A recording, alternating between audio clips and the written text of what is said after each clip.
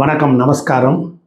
ஐந்து கரத்தனை ஆணை முகத்தனை இந்தின் இளம்பிரை போலும் எயிற்றனை நந்தி மகந்தனை ஞான கொழுந்தினை பொந்தைகள் வைத்தடி போற்றுகின்றேனே. வணக்கம். சிம்மராசி அன்பர்களுக்கு செவ்வாய் பயிற்சி பலன்கள். சிம்மத்துக்கு யோகத்தை கொடுக்கக்கூடியவர், 4-9 கூடியவர். அப்போ செவ்வாய் சிம்மராசிக்கு நல்லது செய்வாரா, கெட்டது பண்ணுவாரா அப்படிங்கிற விஷயங்களை நாம் இன்னைக்கு பார்க்கலான் இருக்கோம். அப்போ ஆறுமுகம் ஆன பொருள் நீயருள அதிபராசக்தி சிவபரம்பொருளே. அப்போ இந்த சிம்மராசி அன்பர்கள் அவங்களுடைய வாழ்க்கை, அவங்களுடைய தன்னம்பிக்கை, அவங்களுடைய தலைமை பண்பு, லீடர்ஷிப் குவாலிட்டி, அவங்களுடைய நேர்மறையான குணங்கள் எல்லாம் நிறைந்தவர்கள். சிம்மம் காலச்சக்கரத்திற்கு 5வது வீடு. காதல், அறிவு, புத்தி, மனம், பண சம்பாதிக்க வழிமுறைகள், புத்திரத்தை கொடுக்கக்கூடியது, குழந்தைகளை கொடுக்கக்கூடிய ராசி சிம்மம். சிம்ம ராசி சூரியனுடைய ஆட்சி வீடு. இந்த சூரியன் உச்சமாகிறதே செவ்வாய் வீட்டில் தான் உச்சமாகிறார். மேசம்தான் உச்சமாகுது. அப்போ தன் ராசிக்கு திரிகோணத்தில் உச்சம் கொடுத்த செவ்வாய், அதே செவ்வாய் இப்பொழுது 4ஆம் வீட்டில் ஆட்சியாக வர்றார். இப்போ செவ்வாய் விருச்சிக ராசியில் இருக்கும் பொழுது செவ்வாயினுடைய பார்வை கும்பராசி மேலே விழுகும். நல்லா கவனிக்கணும்.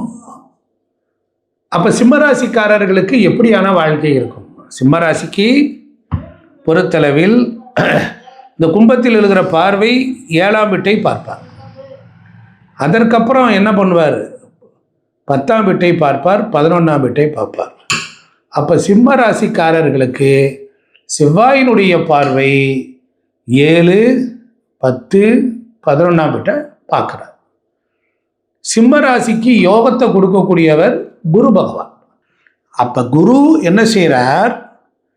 தொழில், வியாபாரம், பொருளாதாரம், சுகம் இவைகளை உள்ள வீடுகளை பார்வையிடுவதனால் அதில் எந்த பிரச்சனையும் வரவிடாமல் சாந்தமும் சமாதானமும் அடைய செய்கின்றார். அவ்வளவுதானே? பொதுவாக சிம்மராசிக்காரங்களுக்கு அன்பு மற்றும் காதல் வாழ்வில் தைரியமும் தீவிரமாகவும் இருப்பாங்கங்கிறது ஒரு கணக்கு இருக்கு. அப்போ 7ஆம் பார்வை செவ்வாய் பார்க்குறார். செவ்வாயினுடைய 4ஆம் பார்வை சொத்து, மனைவி வகைகளில் ஒரு சொத்து சுகம் உண்டாகும். செவ்வாய் 4ஆம் பார்வை. செவ்வாய் கெட்டவர் இல்லை, செவ்வாய் பகவான் மங்களக்காரகன்.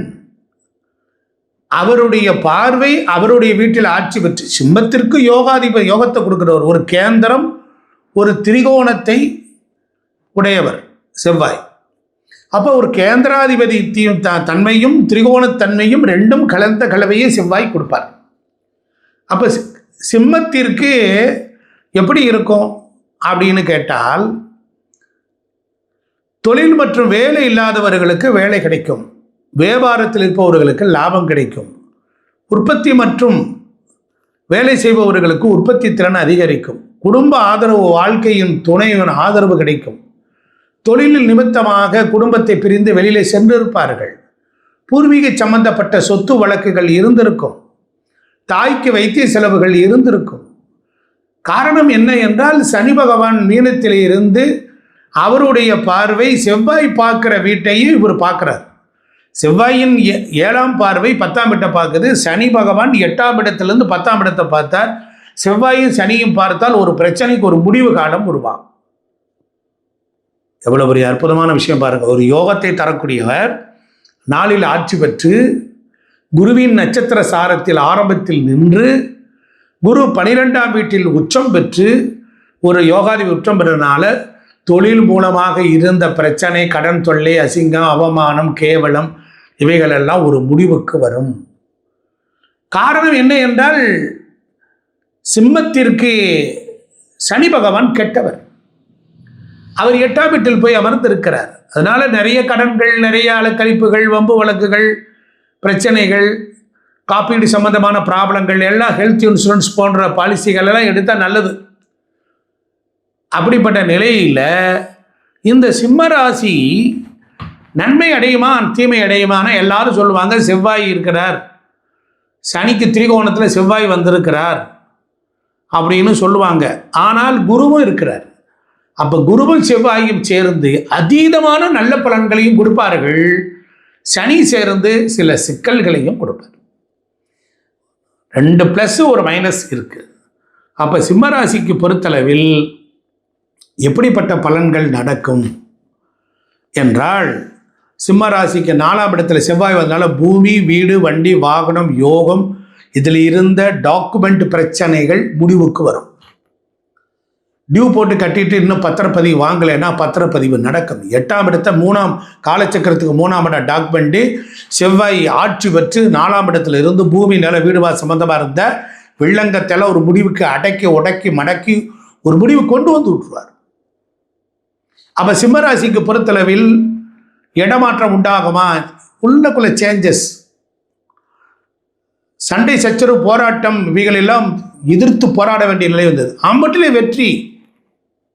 ஏன்? இவர் யோகாதிபதி, யோகத்தை தான் செய்வார்.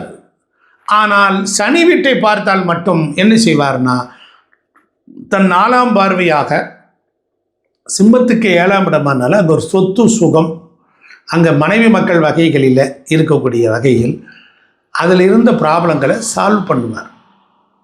ஏன்னா கும்ப காலச்சக்கரத்துக்கு பாதகம், செவ்வாய் காலச்சக்கரத்துக்கு 8, அப்போ 8, 11 அந்த 7 காரகத்துவத்தை சிம்மத்திற்கு.